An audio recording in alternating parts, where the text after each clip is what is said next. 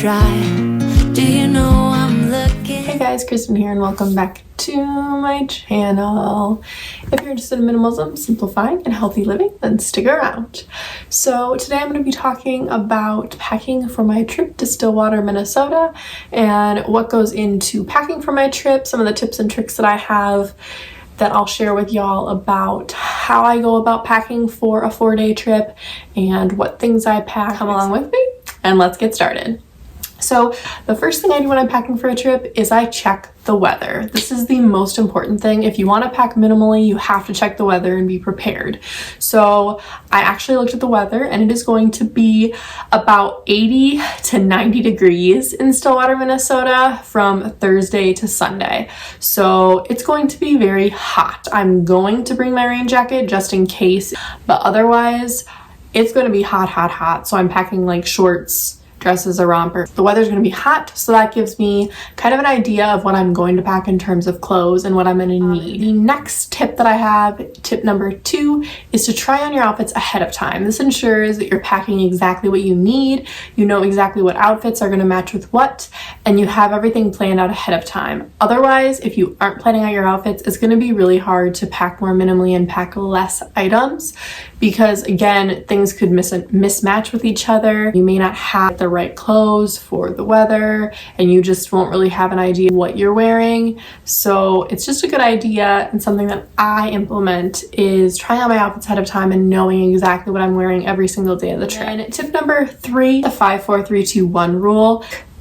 Now this would be more for like a week trip or a little longer, so I'm going to modify it a little bit, but I'm just going to share it with y'all so you understand a little bit. You pack 4 tops, 3 bottoms, 2 pairs of shoes, and 1 dress or 1 accessory. For me, I'm going to change it since I'm taking a 4-day trip, and I'm going to do the 4-3-2-1 rule. So for me, I'm going to be picking the 4 outfits, 3 shirts, 2 pairs of shorts, and 2 shoes. Dress / necklace for accessory. The rule that I find is a good rule of thumb is just using the numbers to kind of give you an idea of how many of each item you need. I always say that like having 1 less top and 2 less bottoms than the number of days you're going to be on a trip is a good rule of thumb. So for example, because I'm going on a 4-day trip, I'm packing 3 tops. Now obviously you can modify this to fit with what you enjoy. If you want to wear dresses every single day of your trip, awesome, great.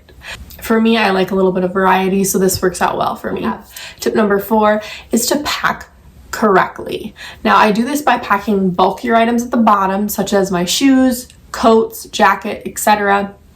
The other thing that I'll do is I'll tend to either roll my items or I will fold the Marie Kondo method, which I find works great for organizing into a backpack, into a suitcase, and it really helps me keep things condensed together and not taking up so much space. I found that this is what works best for me. Tip number 5 is to put clothes that you need first at the very top of your backpack or front of your like suitcase. You want easy access to the outfits you're going to need to wear right away when you get there. So for example, that would be my pajamas and then obviously my outfit for the following day on Friday. It just helps so that way you don't have to like dig through your backpack or suitcase. Everything is in order by day. Tip number 6 is use your shoes to your advantage, especially if you have bulkier shoes. So I would always wear like my tennis shoes on the airport or something because they take up more space.